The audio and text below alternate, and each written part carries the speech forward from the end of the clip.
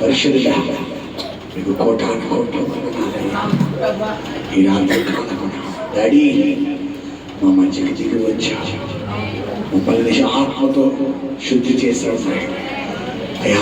ఈ సమయంలో నీ వాక్కు విత్తబోతుండగా అయ్యా దాకా పొలము దున్ని ఉన్నావు నాయన. హృదయం అనే పొలాన్ని ఆరాధనలో దున్ని ఉన్నావయ్యా. ఇప్పుడు వాక్యం అనే విత్తనము ఆ పొలంలో వెయ్యబోతుండగా అది త్రోవ పక్కన రాతి నేల ముళ్ళ పొదల్లో కాకుండా మంచి నేల మీద పడునుగాక.